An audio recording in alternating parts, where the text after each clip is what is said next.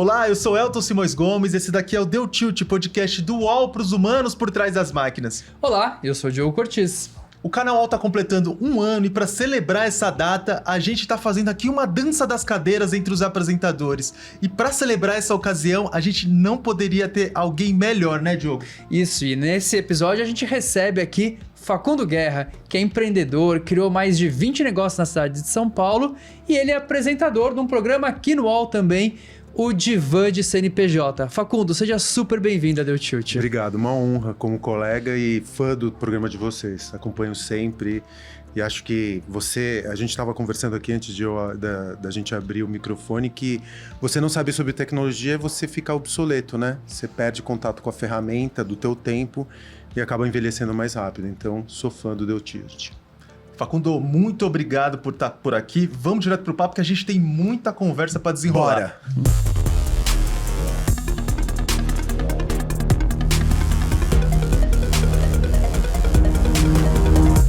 Facundo, para começar, você veio do mundo digital, do comecinho da internet. Sim. E aí você migrou para um estabelecimento físico, né? Sim. O Facundo é o humano por trás das máquinas original desse programa. Desde o começo. Pois é. Desde o começo, né? Quando tudo era mato. Quando tudo era mato. E a gente usava essa expressão no começo da internet, né? Então você, né, começou ali no início da internet e decidiu por algum momento ir por um investimento físico. Uhum. E você viu também a popularização da internet, que foi mudando comportamentos das pessoas, mudou todo esse aspecto cultural também.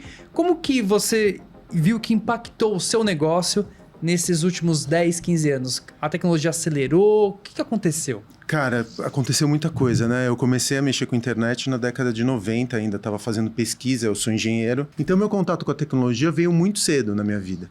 Aí, depois eu fui trabalhar numa empresa de embalagens e isso era 96, o UOL é de 96, né? Por volta de 96 eu me lembro da manchete da chegada do UOL na Folha de São Paulo. E o UOL, o Universo Online, era uma resposta à América Online, que era o maior provedor de internet no mundo naquele momento, né? Então, e eu me lembro muito que quando o UOL chegou assim, quando a América Online veio abrir uma operação aqui no Brasil, o Otávio Frias Filho, que era responsável pelo UOL, falou "Welcome to Vietnam", para América Online. Eu achei maravilhoso. E no final das contas, a América Online, fui trabalhar na América Online, eu era gerente de novos conteúdos. Conteúdo é uma coisa que a gente fala muito hoje, né? Mas no começo dos anos 2000, no final da década de 90, começo dos anos 2000, é uma coisa quase críptica, assim. Ninguém sabia muito bem o que era conteúdo. E aí eu comecei a trabalhar e a gente se sentia meio naquele momento como um explorador de um mundo que ninguém conhecia direito. Então, o primeiro esforço foi quase de uma cartografia de reproduzir o mundo físico para o mundo digital. Então, parecia que era uma reprodução 1 por 1 do que existia no mundo físico, no mundo digital. E a gente se deu conta de que não era isso. Então, o meu primeiro esforço era criar um website, naquela época, para a América Online.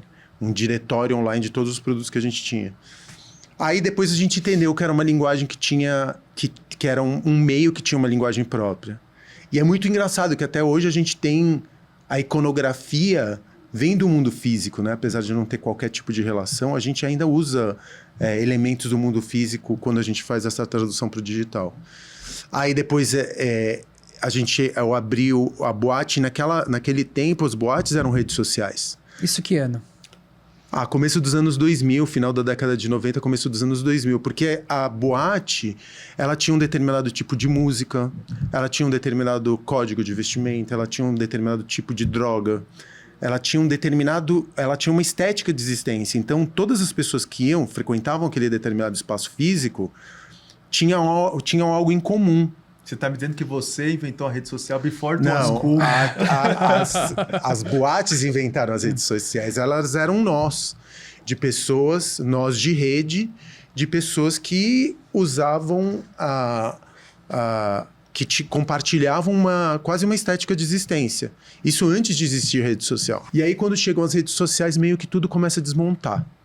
Porque se antes as boates eram redes sociais, nós de redes sociais, agora quando entra o Facebook, primeiro Orkut e depois o Facebook, as pessoas marcavam que iam num determinado lugar, né, confirmavam no evento, e aí a boate começa a perder esse poder de aglutinação, né? até quase desaparecer agora em 2025. Se fala muito sobre a morte das boates, a morte da noite e tudo mais. Então, minha relação com a internet e agora com o IA sempre foi muito próxima, apesar de eu cuidar de um espaço físico, que era uma coisa que a gente falava muito na década de 90, essa distinção entre o físico e o digital. E hoje não faz o menor sentido, né? Foi bom você trazer essa inexistência de distinção hoje em dia entre físico e digital e fazendo o flash forward daquele momento inicial, seminal da inteligência da internet para os dias de hoje, em que a gente veio, viu e perdeu todo mundo. Hoje em dia se fala muito em fatiga do online. Tá todo mundo tão ligado a todo momento que as pessoas cada vez mais querem se distanciar do online quando elas não precisam estar lá. Mas hoje... O que é muito difícil ao mesmo tempo, né? Com certeza, mas os negócios não podem ficar longe do mundo online. Como é que você vê essa necessidade de um negócio que funciona no mundo físico? E aqui pensando nos negócios no mundo físico, ter que ter uma presença no mundo digital num momento em que a gente está questionando a presença e o nosso contato com o digital. Cara, pra ser muito sincero, eu me sinto um vassalo, assim. Eu tenho um senhor feudal, que é, que é a Meta, e sem a Meta eu não existo. Porque se eu não sou visível, eu não existo. Não existe mais boca a boca, né? É post a post, é stories a stories. Então, ao mesmo tempo que, do ponto de vista da parte física, a minha grande concorrência hoje dentro dos negócios é contra a Big Tech. Porque se você tem Tinder, iFood e Netflix, que estímulo que você tem para sair de casa? Então eu tenho que socar estímulo na pessoa, metaforicamente falando, para essa pessoa sair de casa e viver o mundo real. Viver a troca de afeto que acontece quando as pessoas se conectam. Porque não existe comunidade online. Essa história de comunidade online é uma grande mentira. Não se faz afeto online. Falando de negócios, né? Ao mesmo tempo que eu tenho que socar estímulo para essa pessoa sair de casa, eu sou completamente dependente de tecnologia e das big techs para os meus negócios existirem. É de você mamar ansiolítico no gargalo. E acho que isso todo mundo está vivendo, né? Acho que todo empreendedor, por exemplo, desde médicos que precisam estar hoje expostos à rede social, assim, é muito curioso porque, assim, eu tenho muitos amigos médicos, né? E eles também se sentem, às vezes, exaustos, né? Como você colocou, né? Vassalos, porque, pô, eu sou médico, sabe? Eu não queria estar tendo que fazer tanto marketing dentro do Instagram, porque senão eu não consigo atrair pacientes, porque o Google às vezes não indexa bem. Então, é uma nova camada de preocupação que as Big Techs colocaram, que antes esses empreendedores também não tinham, né? Trabalho não remunerado, né? Produzir conteúdo ocupa, sei lá... E eu também, eu odeio ter que produzir conteúdo. Sendo muito sincero, não foi feito para ficar falando com câmera e tudo mais. Não é do meu feitio. Eu tive que me forçar isso por ossos do ofício. Mas, cara, produzir conteúdo hoje ocupa 20%, 30% do meu tempo. Para que eu tô produzindo conteúdo? Pra jogar num dado no escuro, vem dado. Quando que eu vou acertar? Quando que eu vou hitar? Quando que eu vou viralizar? Sob quais parâmetros? Por que eu produzo um conteúdo e publico numa determinada hora? E se publico de manhã, esse conteúdo não vai para frente. É uma caixa preta. Então a gente é muito agente. A gente perdeu muita agência, quero dizer, nos dias de hoje. E aí eu tenho uma pergunta que acho que você respondeu uma parte dela, que é essa dificuldade de atrair o público para dentro de um negócio físico, né? Que é o seu.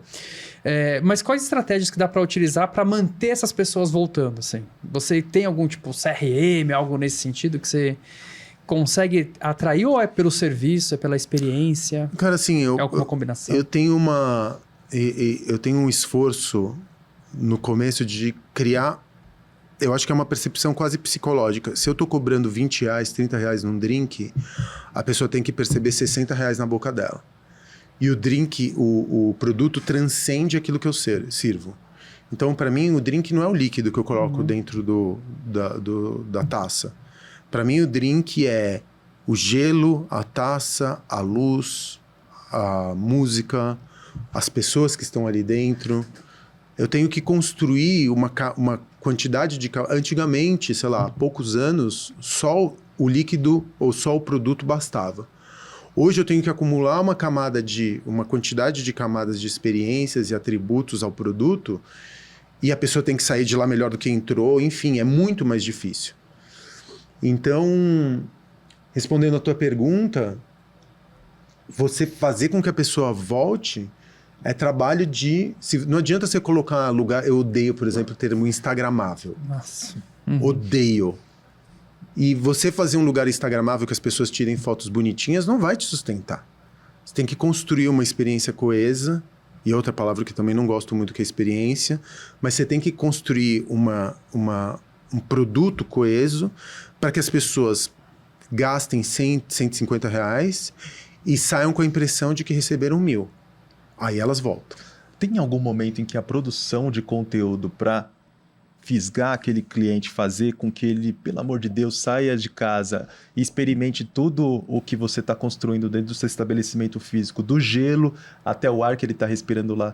Tem algum momento em que todo esse conteúdo, essa presença física pode atrapalhar ou enviesar o olhar do cliente para um outro lugar, um outro lado, que talvez não é o que você vai entregar, mas é o que você está mostrando nas redes sociais, ou seja, tem um descasamento? Cara, eu acho que assim, eu vejo a rede social como se fosse uma revista eletrônica. Eu não vendo produto. Talvez produto represente 20% ou 30% das minhas postagens e não mais do que isso. Então eu tento construir, através do Instagram, uma narrativa, ou do TikTok, uma narrativa que faça com que você vá para o lugar, não por causa do produto, mas por causa de tudo aquilo que o produto carrega como simbólico, entendeu? Pensando na lógica das redes sociais, você tem que discutir. Tem um ethos ali dentro, tem um ethos do algoritmo. Sim, que eu não sei qual é. Ninguém sabe, mas a gente tem pistas do que pode ser. Mas o que você está tentando transmitir é alguma coisa que se aproxime daquela experiência. Às vezes você não tenta encaixar essa experiência no ethos, aí sai uma coisa completamente distinta. Não, porque é o seguinte, a gente fala que os lugares têm alma, né? Tem lugares que têm alma e tem lugares que não têm alma. Vocês já entraram, o lugar com alma pode ser uma barbearia de bairro, pode ser um mercadinho, pode ser um bar. O que é alma? É quando a voz de um humano... Você entra num lugar e você percebe que tem um humano que criou aquilo. Você percebe que, de alguma forma, uma pessoa despejou sua energia, sua inteligência para construir aquele lugar. O que eu tento fazer é aproximar todas as redes sociais da voz dos criadores, que nesse caso específico sou eu. Então eu tento falar com a minha voz. Então eu sempre tento fazer com que os posts, quando a gente está falando de rede social, se aproximem da voz de uma pessoa que é legal. E eu contrato de pessoas legais para cuidarem de copy. A Taik, por exemplo, cuida dos copies do Arcos e que cuida das nossas redes sociais. É uma mina muito legal. Ela é engraçada, divertida, sarcástica, irônica. E aí eu deixo ela... Solta aí. Eu quero que a rede social seja ela, porque ela é uma mina muito gente fina, muito engraçada, muito legal. E aí, um pouco da personalidade dela acaba vazando para os lugares, entendeu? E você fica com vontade de frequentar, porque no final das contas, você sente uma aproximação, te deixa mais quentinho do que aquela coisa de ficar só postando foto de produto e falando: venha para cá consumir, hoje promoção, pague 2, leve 3. Ninguém quer ver isso, todo mundo está procurando entretenimento ou educação.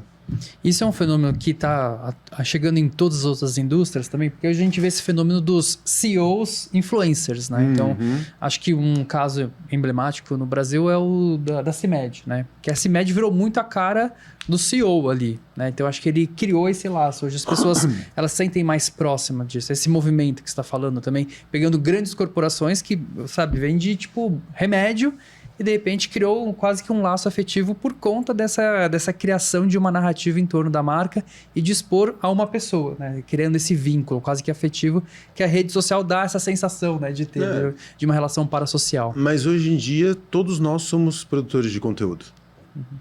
A gente tem que produzir conteúdo. Então o CEO, ele sofre uma pressão também ele tem que contratar ghostwriter para ficar escrevendo post em LinkedIn. Ele tem que contratar ghost para ficar fazendo... A empresa paga um ghostwriter para ficar escrevendo os artigos que ele posta no LinkedIn. É ridículo. Mas se você não aparece, você não existe, né? Quem não fala, desaparece.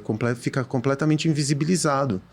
E o que pior pode existir no mundo de hoje é você ser invisível. Ainda que você tenha que vender a alma pro algoritmo. Né? Mas é mais uma vez, é o que a gente falou aqui. Todo mundo é servo. Facundo, saindo um pouquinho dessa relação entre o físico e o online, que já descambou para as redes sociais, e falando da tecnologia da vez, da inteligência artificial, e pensando na inteligência artificial para o mundo dos negócios, ela é um fator crucial de produtividade ou ainda é só hype? Quem está entrando nessa está entrando porque está todo mundo entrando, estão entrando porque... É algo que está na ordem do dia. Cara, eu vou te dizer que, olha, eu já passei por, como eu estava contando aqui, eu já passei por vários processos de transformação de sociedade, né? Desde o começo ali, dos anos 90, eu tô vendo tecnologia. A IA vai mudar completamente o jogo do empreendedorismo. Porque hoje em dia, quando eu fazia um negócio há 10 anos, eu tinha um tempo de maturação desse negócio grande, porque eu tinha que contratar um arquiteto, porque eu tinha que contratar um designer, porque eu tinha que, enfim, eu demorava mais tempo para selecionar um currículo, porque eu tinha que contratar alguém para fazer um business plan para mim, um plano de negócios. Hoje em dia eu faço tudo com IA. Então, se por um lado a IA nivelou o jogo, porque hoje eu tenho à minha disposição o mesmo tipo de ferramenta que Google tem. Um executivo do Google que usa o Gemini Pro, o mais caro, eu tenho acesso àquele tipo de ferramental. Se eu pagar por isso, né? $200 por mês. Ou mesmo pagar da OpenAI o ChatGPT no plano mais caro. Então, com um pequeno investimento, eu tenho um acesso a um ferramental, uma caixa de ferramentas, que me coloca no mesmo nível de jogo de qualquer grande multinacional. E o que diminui muito o meu tempo de gestação de um negócio. Mas, uma vez o negócio pronto, hoje eu também tenho, e a gente vai ter isso muito mais palpável daqui a alguns anos, algumas IAs agênticas que vão conseguir fazer todo o negócio. Eu já vi uma demonstração recentemente de uma IA que conseguia automatizar todas as frentes de negócio. Então, negócios que são mais complexos, né? Como, por exemplo, um bar e um restaurante, que você tem múltiplos fornecedores e tudo mais, uma folha de pagamentos grande, porque são 50, 60 funcionários que você tem, todos eles geridos por uma IA. Daqui a pouco, mano, a gente vai ter CEO que vai ser... Porque é uma decisão que tem um parâmetro de output muito claro, que é lucro. Esse é o parâmetro de output claro que você precisa passar para IA. Não tem subjetividade. Tem lucro. E tem lucro mais claro ainda para o próximo trimestre. Porque nenhuma companhia, nenhuma corporação pensa no longo prazo. Por isso que a gente está se fudendo, né? Por isso que o capitalismo está... A gente está vivendo essa época que alguns chamam de pós-capitalismo, capitalismo turbo, sei lá o quê. Então, você não pensa em médio e longo prazo. Esse é um output muito claro por uma IA. Que vai fazer o quê? Ou vai aumentar faturamento, e você tem IAs que já conseguem fazer teste A/B de marketing para rede social, para diminuir o CAC, né, que é o custo de aquisição de cliente, para trazer mais gente para o funil. Ou você vai cortar custo. E cortar custo é cortar gente. O meu grande medo é que eu não vou ter mercado consumidor daqui a alguns anos. As pessoas não vão ter dinheiro para gastar porque elas não vão ter onde trabalhar. Mas pensando na série de transformações que você mencionou, e se a gente puder colocar numa linha do tempo, o carro diminuiu as distâncias entre as coisas. A internet diminuiu a noção que a gente tem de tempo, porque é tudo para ontem. A inteligência artificial, pelo que você contou, diminuiu o tempo entre uma decisão e o efeito dela sobre o meu negócio. De alguma forma, pelo que você está contando, parece que é uma coisa positiva. Mas, se a gente pensar no que você trouxe no primeiro momento, no primeiro bloco, sobre a alma daquele estabelecimento, a inteligência artificial tira um pouco dessa possibilidade de transportar qual é a sua alma, qual é a alma que você quer imprimir. Tira porque eu acho que, assim, o que a inteligência artificial consegue produzir é conteúdo. Conteúdo, ela é ótima, porque ela pega uma linguagem, né? Com uma linguagem que vai se alimentar de grandes bancos de dados, e aí, por recombinação, sai alguma coisa. Mas arte, e muitas vezes montar um negócio, especialmente se é um negócio no campo da economia criativa, se aproxima de um processo artístico, não estou falando que é arte, mas se empresta de ferramentas do mundo artístico, Isso eu acho que IA não consegue fazer. Ela pode te ajudar como um copiloto a diminuir o tempo entre a faísca da ideia e a execução. Isso sim. Acho que esse delta de tempo entre a ideia e a execução vai diminuir muitíssimo. Mas essa faísca não vem da IA. Eu lembrei até de um artigo que eu li recentemente que fizeram com crianças, um estudo mesmo científico, para entender essa questão da autoria da inteligência artificial, tal, com crianças. E eles fizeram um experimento dividindo a criança em 2 grupos. Um que ia ter a ideia e ia co-criar com a inteligência artificial, e o outro grupo que a inteligência artificial dava a ideia e depois eles co-criavam junto. Só que depois, a grande sacada é quem ia entregar o resultado final para os pais. Seria sempre a inteligência artificial. Só que olha que interessante, o grupo que teve a ideia e co-criou com a inteligência artificial, a hora que a inteligência artificial entregava para os pais, falava, olha o que eu fiz, as crianças ficavam muito ofendidas, assim, falando, como que foi a inteligência artificial que fez? Eu que tive a ideia, sabe? A concepção é minha. Só que o outro grupo, que a inteligência artificial deu a ideia e eles co-criaram junto, eles não se sentiam tão donos daquilo, né? Que mostra um pouco dessa questão da importância da ideia mesmo, né? Da ideia, não só o resultado, mas a ideia que traz uma autoria, né? Então, começando com as crianças. Sendo bem interessante. Desculpa. Eu duvido que se a inteligência artificial melhorar o processo do Facundo em algum empreendimento, ele vai achar que o lucro é menos dele. Não, e tem uma outra coisa que a gente tem que pensar também. Nesse afã de diminuir o tempo, o que a gente faz com esse tempo que sobra? Porque nesse discurso de produtividade, a gente está produzindo mais efetivo. Você fica mais efetivo, mas você acaba acumulando mais coisas. Porque aí você tem que, agora, por conta de aumento de produtividade, o que aconteceu? A gente ganhou um outro papel, que é produtor de conteúdo, que a gente estava falando agora há pouco. É um outro trabalho. E é um trabalho sem remuneração por risco, né?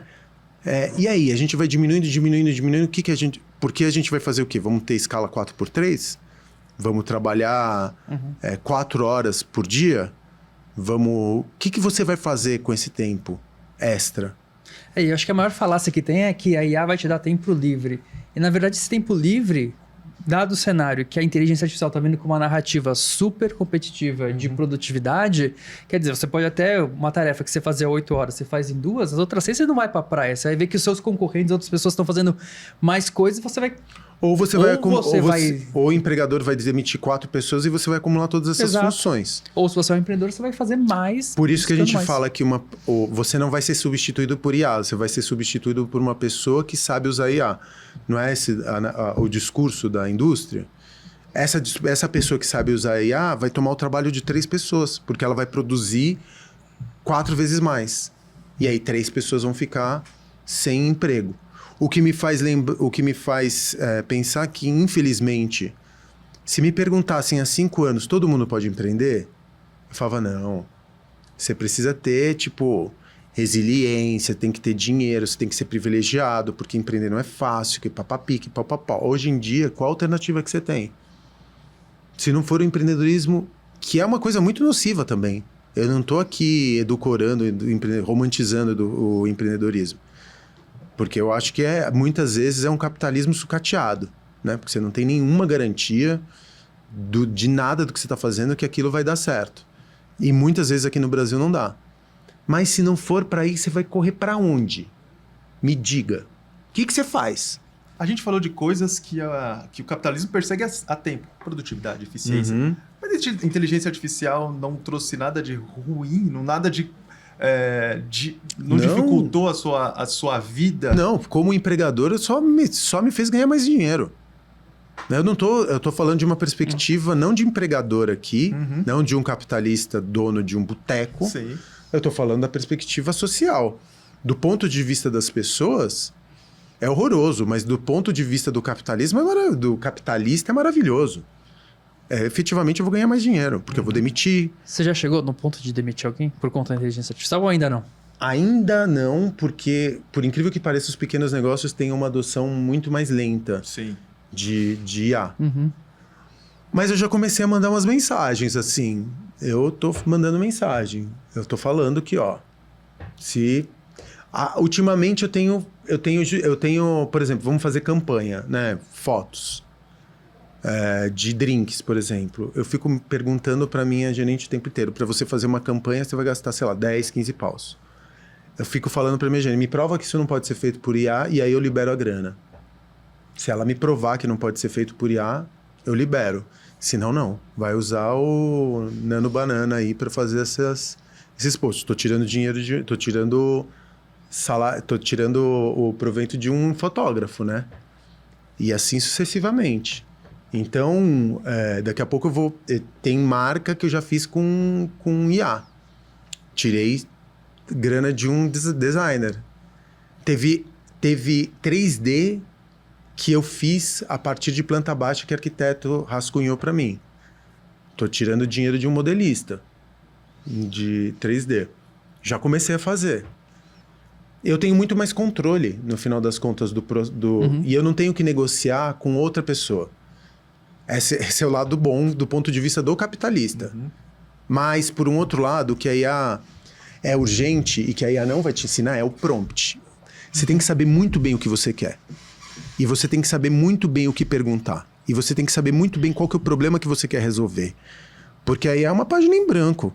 Se você não tem esse estopim, se você não sabe o que perguntar, se você não sabe qual problema você está querendo resolver, ela é inútil. Só para fechar o bloco, tem muita gente que tem muita dificuldade de admitir o que você acabou de dizer, que a IA está sim criando uma disrupção do negócio do ponto de vista de quem é empregado. Por que você acha que as pessoas têm dificuldade de admitir que isso está acontecendo? É vergonha? Que tipo de sentimento que faz com que... Eu sei que você não pode falar pelas outras pessoas, mas talvez você converse com outros empreendedores que estão na mesma situação e não falam sobre isso.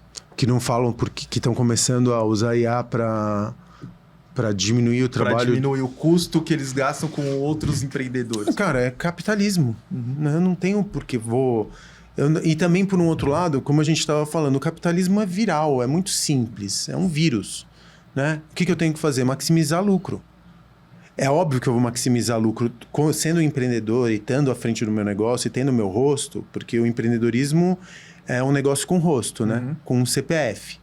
Então, eu também sou muito preocupado com a minha reputação, sou muito preocupado com a minha...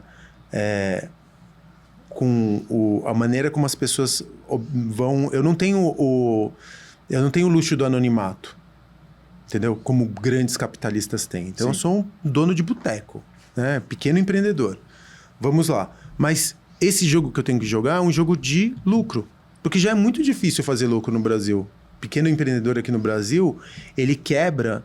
Tem uma estatística do Sebrae que fala que 60% a 70% dos negócios quebram entre os 4 primeiros anos. Antes dos 4 primeiros anos. É cruel. E os negócios que estão abertos, ou 50% deles ou estão no break-even, ou seja, não tem nem lucro nem prejuízo, ou estão tendo prejuízo. Então, aumentar o lucro e permitir que alguns desses negócios sobrevivam com uma boa gestão, eu acho legal pra cacete. Por um outro lado, é uma verdade que não tem como fugir. Se eu não usar IA... para refinar o meu negócio, provavelmente meu concorrente vai usar e vai me destruir. E vai pegar um mercado que poderia ter sido meu. Então não é tipo essa disputa e a China geopolítica, sabe? China e Estados Unidos. Se Estados Unidos não... Parece, mais uma vez, Guerra Fria, né? Se a China não... Por isso que não vai ter freio. E a humanidade corre o risco por conta dessa corrida. Porque se a China não se os Estados Unidos não desenvolver, a China vai desenvolver... Se a China não desenvolver, os Estados Unidos vão desenvolver. Um está apontando uma arma para a cabeça do outro. Então é isso, é a mesma coisa nos pequenos negócios. E no meio estamos nós. Facundo, agora olhando assim por um ponto de vista mais pragmático aí para os empreendedores. E aí quando a gente fala dos empreendedores, vamos focar nos pequenos empreendedores. Como você colocou, estão lascados, né? Então, ou estão no break-even, ou estão tendo que ralar pra caramba para conseguir sair do prejuízo. E eles têm uma série de atividades para fazer. E agora vem uma onda aí que é a inteligência artificial. Aí todo mundo fala, você tem que usar a inteligência artificial. Usar a inteligência artificial. Como que esses caras, essas pessoas, essas mulheres empreendedoras também, qual que seria assim, o caminho para elas começarem esse processo de adoção hoje? Em qual parte da operação ou do negócio assim, você acha mais crucial? Porque muita gente usa para criar conteúdo, né? Então, acho que isso é uma estratégia. Criação de conteúdo para redes sociais, ela é boa. Ela é boa, inclusive, para você criar um negócio. Então, para você criar uma... Às vezes, eu antigamente, quando eu ia fazer um plano de negócios, era uma ciência quase fechada, assim. Você tinha que chamar alguém para te ajudar nesse plano de negócios. Hoje eu consigo fazer com o ChatGPT facilmente um plano de negócios, planejamento estratégico, que acho que são fases pré-abertura de negócio que são muito importantes. Uma vez o negócio aberto, dá para fazer seleção de currículo usando inteligência artificial, coisa que demorava às vezes muito tempo para você filtrar um currículo. Você consegue hoje em dia, usando inteligência artificial, criação de conteúdo, análise de planilhas de DRE, análise de contratos, análise de posição contábil. Hoje ele funciona como um bom consultor, para você não ter que contratar uma mão de obra especializada de um consultor e você tirar dúvidas. Eu, por exemplo, quando eu recebo o contrato, ler um contrato de 10, 15 páginas é sacal, né? Você demora, sei lá. Aí é muito boa pra isso, né? Aí é muito boa pra isso, cara. Muito boa. Eu jogo na IA, no Perplexity, ele me volta com todos os pontos que são delicados, que eu tenho que observar, a jurisprudência, se eventualmente eu tiver que... tudo. Eu pego o meu DRE, que eu recebo da minha gerente financeira, e jogo na IA. Ele vai me falar exatamente o que eu tenho que fazer para melhorar meu negócio no próximo mês. Você tem que trazer mais faturamento, você tem que investir mais em marketing, você tem que cortar custo, teu custo de mercadoria vendida está muito alto. Sugiro que você troque esse elemento aqui do cardápio, porque a carne, esse item aqui subiu muito nos últimos meses, é isso que está subindo o teu custo de mercadoria vendida, você está gastando muito dinheiro em pessoal, tenta cortar 2 ou 3 extras no sábado. É maravilhoso. Então ele, como um consultor, ele já está num nível muito bom. Especialmente com essa versão 5 agora, a última. E aí eu recomendo para todo mundo que é empreendedor, infelizmente, pagar a versão um pouco mais profissional do ChatGPT, porque faz, quando você tem mais tokens, né? Faz diferença. E eu acho que daqui a pouco você vai ter um gestor agêntico que vai resolver tudo. Como se fosse um super-humano que vai concentrar todas as funções administrativas e que vai te dar segurança sobre o negócio, que vai contas a pagar e a receber, contábil, impostos, jurídico. Para pequenos negócios que têm muita dificuldade de encontrar mão de obra intelectual para administração, acho que a gente vai ter uma IA agêntica que vai cuidar de tudo. Dentro de muito breve. Eu vi recentemente uma pesquisa que mostrou a dificuldade, por exemplo, dos empreendedores de conseguir precificar algo, né? E aí a inteligência artificial, por exemplo, nisso, assim, acho que a pesquisa mostrou que o impacto que isso traz para os pequenos negócios era gigantesco. Com uma IA, a IA consegue te ajudar a pensar. Cara, nisso, ontem né? eu estava dando uma aula para empreendedores e aí eu ouvi exatamente isso, assim, como precificar o meu produto. Exatamente essa coisa. Aí eu falei, bom, qual que é o teu produto? Me fala um lugar que você tem, que você admira, aqui em São Paulo. Aí a empreendedora que quer abrir um restaurante falou Casa do Porco, que é um lugar muito legal que a gente tem aqui em São Paulo. Admiro muito. Aí eu falei, tá bom, vamos saber se a IA sabe o ticket médio da Casa do Porco. Cara, ela acertou na mosca. Mas você ligou pro Casal Rueda e perguntou assim, é o ticket médio. O ChatGPT me falou aqui, é isso mesmo? Não, mas eu como cliente da Casa do Porco, eu já fui lá algumas vezes e ele acertou no meu ticket médio. Pela minha lembrança, eu falei, realmente eu gastei... Porque ele me dá um range, né? Me dá um limite inferior e superior. No caso, ontem ele me deu entre 150 e 210 reais por pessoa. E é exatamente aquilo que eu gastava, sem álcool, né? Sem os drinks e tudo mais. A produção acaba de me avisar que o Casal Rueda não é mais um casal, mas eu aposto que o ChatGPT saberia disso. Ela sabe disso, mas a Janaína. Gente falou de precificação, dores do dia a dia. Outra dor do empreendedor é marca. A gente já discutiu aqui sobre como as redes sociais são uma vitrine para esse tipo de coisa. Só que algumas pessoas se perdem no personagem, né? Investem muito mais na marca e do que no produto. No dia a dia. Às vezes, esse trade-off entre uma coisa e outra e o equilíbrio que se perde é uma armadilha para o negócio. Ele investe tanto em mostrar como ele é bom, como ele vende, como ele faz acontecer e esquece de resolver a cozinha. Eu acho isso muito comum, né? Você tem Madeiro falando que tem o melhor hambúrguer no mundo, só nas vozes da cabeça dele que ele tem o melhor hambúrguer do mundo. Então você faz essa grande promessa, mas que no final das contas você não acaba cumprindo. E a expectativa é a mãe da decepção, né?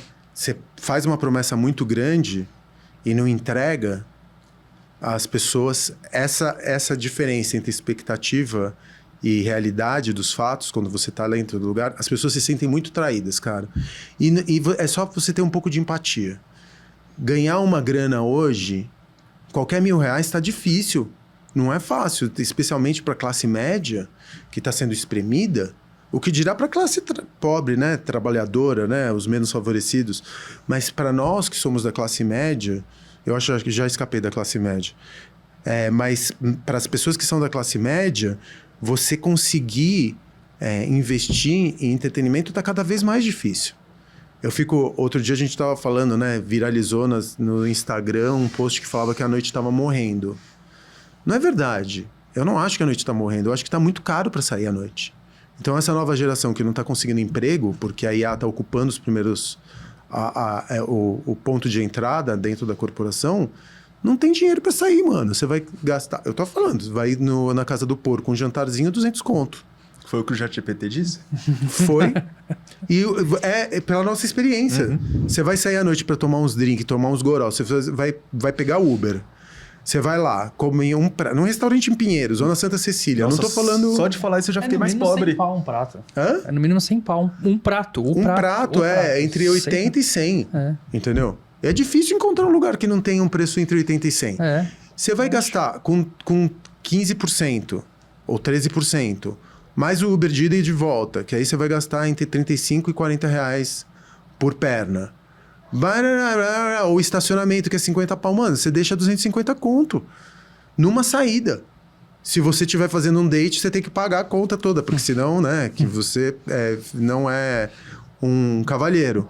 Você vai sair com uma pessoa assim para fazer um date, 400, 500 conto. Do ponto de vista do empreendedor e pelo que você tá vendo, o que é mais comum? O feio e lucrativo ou o bonito e quebrado? O que é mais comum? O bonito quebrado. Bonito quebrado? É muito mais comum. Tem muita gente que tem um negócio que vende uma aparência de sucesso, mas que tá vendendo almoço para pagar a janta. Hoje em dia a gente vive num mundo de aparências, né? Uhum. Todo mundo... E tem essa coisa do old money, que a gente teve agora recentemente, uma onda do old money. O que é? É fazer cosplay de rico. Todo mundo faz cosplay hoje em dia. Para você ter acesso, para você aparentar pertencer a uma outra classe social, é relativamente simples. Você se endivida ali, bota no crediário em 12 vezes, o teu iPhone 17 e vamos que vamos. Entendeu? Então, hoje em dia a gente tem uma aparência, o que você aparenta ser, talvez é mais importante do que aquilo que você realmente é. Eu não acredito nisso. Eu acredito que o produto, para mim, ainda... E quando eu falo de produto, eu falo, né, de tudo que envolve o produto, mas mais importante é entender que a pessoa que está consumindo aquilo, é você ter empatia de cliente, você se colocar no lugar do cliente. E entender que quando você está entrando no lugar, eu não me importo de pagar os 500 conto.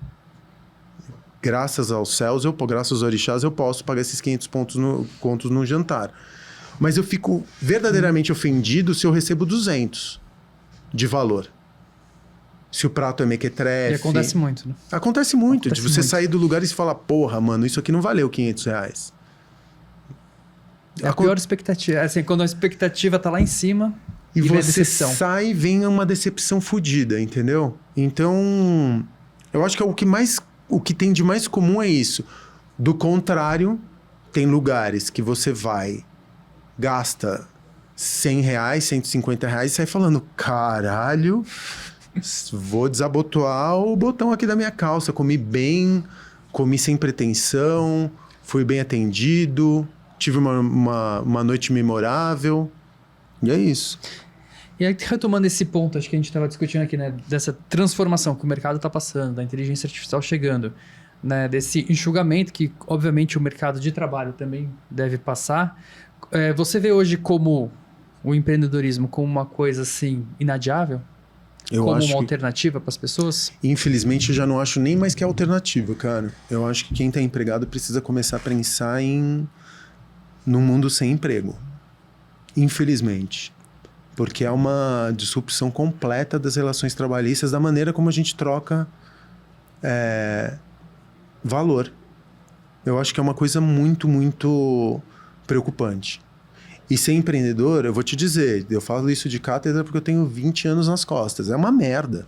Você não sabe quanto você vai receber no final do mês, você não dorme direito, sua saúde mental fica em frangalhos, você não tem nenhuma garantia daquilo que você está fazendo. Esse mundo que vendem uma liberdade. Da liberdade é uma mentira. Eu trabalho 365 dias por ano, entendeu?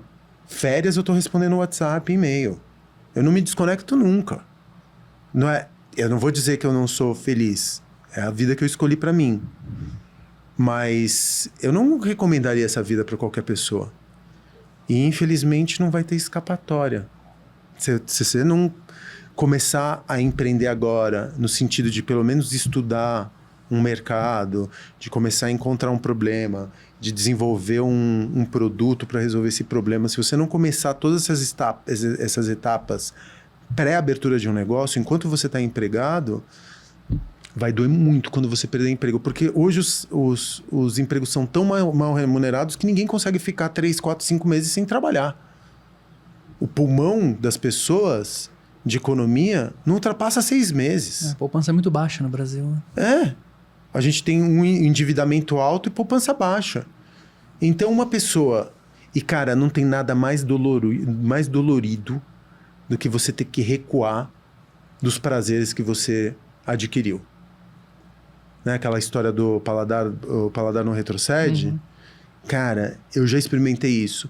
Você ter acesso a uma viagem para gringa a cada ano, 2 anos, você poder jantar uma vez por semana, fora você colocar seus filhos em escola particular, você ter um plano de saúde. Quando você precisa colocar teus filhos em escola pública, que é a verdade, é a realidade de grande parte das pessoas, né? Quando você precisa frequentar hospital público, o SUS, que graças aos céus a gente tem nesse país como uma alternativa. Seria pior se você estivesse na gringa. Quando você precisa recuar e de classe média, passar para classe média baixa e passar para classe C, é uma das dores mais horrorosas que tem na vida. É uma dor que eu não recomendo a ninguém. Já aconteceu comigo uma vez, eu vou te dizer. Assim, parece que... Nossa, cara, tua saúde mental, você fica deprimido. É nesse momento que deu tilt encontra divã de CNPJ. Exatamente. Porque os humanos por trás das máquinas vão acabar tendo que abrir um CNPJ. E aí, no futuro vai ser isso mesmo. A gente vai ter que ser... A nossa roteirista até criou a expressão unicórnio de si mesmo. Exatamente. Eu acho uma ótima expressão. O marketing, o RH, a área contábil, a área produtiva... Isso reunido num único MEI? Exatamente. Como fazer isso? Não tenho essa resposta. Não sei. O que eu acho é que você tem que começar a estudar agora. Empreendedorismo não necessariamente tem que ser feito... não é, eu acho que empreendedorismo é tudo aquilo que existe antes da abertura do negócio. E até o negócio ficar lucrativo. Depois você vira administrador de empresa, empresário. Mas, quando o negócio fica lucrativo, o empreendedor é esse caminho entre a faísca e a porta aberta e esse negócio lucrativo. Esse é o caminho do empreendedor para mim. E isso você faz empregado, isso você faz como hobby, isso você gasta 4, 5 horas por semana. O problema é que aqui no Brasil as pessoas não se preparam para abrir negócios. Então, o que acontece? 70% deles entram em falência nos 4 primeiros anos. Você não vai correr uma maratona sem se preparar.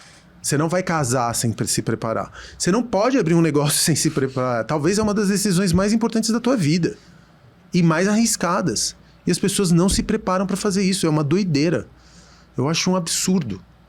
E é mais desgastante do que você correr uma maratona, posso te garantir. Tanto do ponto de vista da saúde física quanto mental. Porque pelo menos uma maratona, quando você está treinando, você tem endorfina, né? No caso do empreendedorismo, você tem as noites em claro. Dos vários conselhos, das várias dicas que a gente ouviu nessa conversa, eu acho que essa é a mais significativa. Se você puder, Não corra uma maratona e não abra um negócio. Se você for herdeiro. Mas tem muita gente que olha o caminho do empreendedorismo com uma visão um pouco menos complexa. Como uma visão de libertadora Não, essa é uma narrativa mentirosa. da que os carteira gringos... de trabalho. Isso é uma narrativa que os gringos nos venderam, daquela coisa que é o Elon Musk, o Bill Gates, o Mark Zuckerberg abriu um negócio saindo da faculdade com uma garagem. Todo mundo se esquece que esses caras eram herdeiros já. Né? O Elon Musk, o pai dele era dono de uma mina de esmeraldas na África do Sul. Bill Gates tinha pai rico. O próprio Mark Zuckerberg tinha pai rico. Tudo herdeiro. Estudava em Harvard, né? Hã? Estudava em O cara Harvard. estudava em Harvard. Sabe quanto custa uma anuidade em Harvard? Então era tudo herdeiro. E aí a gente adotou essa narrativa do homem branco, normalmente, self-made man, que se fez a si próprio, dentro de uma garagem. E isso virou o mito do empreendedorismo. Esse mito é equivocado. Sabe quem que é o empreendedor brasileiro? Quem que é que é? muito diferente? É a baiana que vendia acarajé pós-escravidão. Uhum. Essa é a mulher. Quem que é o empreendedor? Quem que é o nosso herói na mitologia do empreendedorismo aqui no Brasil? É a mãe solo, negra, que vende bolo de pote na periferia. Continuando a pensar nessa sobreposição, numa empresa que você é o CEO, você é a área contábil, você é o marketing, quem cuida da saúde mental? Quem que é o RH aqui? É aí que tá o ponto, né? Você chama de CEO... Eu adoro o CEO de MEI. Uhum. Amo a figura do CEO de MEI. O cara tem 3 funcionários e se chama de CEO. Ou às vezes tá sozinho, é CEO da sua Sei. startup. Ah, pelo amor de Deus. E aí é que tá, velho. Porque saúde mental é uma coisa que cada vez mais vai depender de medicação. A gente já sabe hoje em dia identificar as dores, né? A gente sabe quais são as dores, a gente sabe quando a gente está deprimido, coisa que nossos pais não sabiam. A gente vem de uma geração que nem falava de saúde mental. Sim. Eu não ouvia falar de saúde mental há 10 anos. Hoje em dia a gente fala de saúde mental. Hoje em dia eu tenho à disposição a terapia, eu tenho à disposição a medicação, eu sei que eu tenho que fazer atividade física, eu sei que eu tenho que dormir bem, eu sei que eu tenho que me alimentar bem, eu sei que eu não posso abusar do álcool. Então, hoje em dia, a gente tem informação. Mas eu acho que sem medicação e sem terapia, estamos tudo fodido. Vai ter que colocar isso no Prolabore do CNPJ. Cara, porque... E eu vou te contar... Saiu uma pesquisa outro dia, procura depois no ChatGPT, mas a saúde mental do empreendedor no Brasil é pior do que a saúde do policial. A saúde mental do empreendedor no Brasil é pior do que a saúde mental do policial. Tem noção? Tem noção? É uma categoria que já é super sacrificada. O índice de suicídios entre policiais que não são revelados é altíssimo. Lógico. E entre empreendedores também. Porque a gente tem esse tabu de não falar sobre esse assunto. Então é foda, cara. É difícil você encontrar. É solitário. Você fica cravejado de dúvidas o tempo inteiro. Todo mundo te desestimula. Tua família e teus amigos te abandonam. Se você é bem sucedido, você vai receber hate. Você vai receber inveja. Se você é mal sucedido, você já não consegue mais se levantar. A vida ganha tintas sombrias, velho. Não é fácil. É por isso que o nome do seu programa é Divante CNPJ, rapaz. É por isso mesmo. Você sabe que depois que eu virei empreendedor, cara, todas as vezes que eu entro num boteco, que eu entro numa padaria, que eu entro num mercadinho... Você dá um abraço no cara aqui. Eu tenho vontade de dar um abracinho. Porque, assim, é muito fácil, como consumidores, a gente reclamar de qualquer coisa. Essa coisa do que a gente estava falando, de você não receber pelo aquilo que você reclamou, eu sei que é foda. Mas, ao mesmo tempo, mano... Eu sei a dor que aquela pessoa passou para oferecer isso para você. Eu não tenho pena do Madeira, eu não tenho pena do, sei lá, do Outback, eu não tenho pena do Paris 6, eu não tenho pena do, sei lá, desses negócios aí, que são redes. Mas do empreendedor, mano, eu nunca reclamo, eu nunca posto. Eu posso não voltar. E eu não volto. Mas eu nunca dou review, rating, review de... Eu acho muito muito escroto, cara. Porque no final das contas é o sonho de alguém. Alguém que não tá dormindo, alguém que tá fazendo o seu melhor. Eu tenho certeza que o cara tá tentando o seu melhor ali. Não deu certo, não é pra mim. Mas eu não quero impedir que outras pessoas visitem esse lugar, sabe? Pô, é foda, cara. Eu tenho muita simpatia e muita empatia por os empreendedores desse Brasilzão afora aí que estão assim, ó, mascando prego. É muito difícil. E estão fazendo e acontecendo. Estão fazendo e acontecendo. É bom que se diga também, porque eles estão se tem alguma coisa que acontece no Brasil, é por causa dessas pessoas que levam todo dia. Movimenta a nossa economia. Os maiores empregadores são as pequenas e médias empresas. É foda. São o motor da nossa economia. E que eu acho que, assim, num momento em que você tem o Estado falido por um lado e a corporação falida por outro, né? Porque a corporação só vai pensar em lucro. Eu estou falando de perspectiva de futuro. Uhum. Então, a solução não pode vir do Estado. Porque um Estado de direita ou de esquerda sempre vai servir o capital, o grande capital financeiro. Isso você tem contornos nos Estados Unidos, não é mais quase uma democracia, é uma plutocracia. E aqui no Brasil, os interesses, apesar da gente ter um governo que teoricamente, esteticamente é esquerda, é um governo de centro-direita. Está sempre beneficiando o agronegócio, os bancos e tudo mais, né? Vamos ser sinceros aqui. Então, eu acho que a saída não vai ser feita pelo Estado. A saída vai vir de quem? Não vai ser pela corporação, vai ser pelo pequeno empreendedor, se tiver alguma saída. Porque, mais uma vez, esse empreendedor tem rosto. Então, se ele deixa de pagar um salário, é ele que é penalizado. Se ele trata mal um consumidor, ele que é penalizado. Se ele deixa de pagar um fornecedor, o fornecedor vai lá. Quantas vezes eu já recebi, na pandemia, por exemplo, que eu quebrei? Eu já recebi cobrança no meu Instagram. Uhum. Eu tava sentindo que a gente tava indo pra um caminho meio apocalíptico, mas você me deu esperanças. E eu acho que com essa nota de esperança, a gente poderia encerrar o programa. Perfeito. Nada melhor do que encerrar lá em cima, depois de todo esse apocalipse que a gente desenhou aqui. Foi muito bom receber você aqui com a gente, Facundo. Aprendi muito. Eu já anotei várias coisas, inclusive, se você puder escolher, corra uma maratona. Não abra um negócio. Vai ser mais saudável para você. Muito obrigado, Facundo. Obrigado por ter vindo, obrigado por conversar com a gente. Obrigado pelas brisas. Eu acho que foi ótimo o programa também, deu para brisar bastante. Obrigado, Facundo, pela presença e recado pra audiência. Não esqueça de acompanhar o programa do Facundo. Com certeza. Divã de CNPJ. Toda quinta-feira no UOL. Eu sou Elton Simões Gomes. Eu sou o Diogo Cortiz. Esse daqui foi o Deu Tilt, podcast do UOL para os humanos por trás das máquinas. Até mais.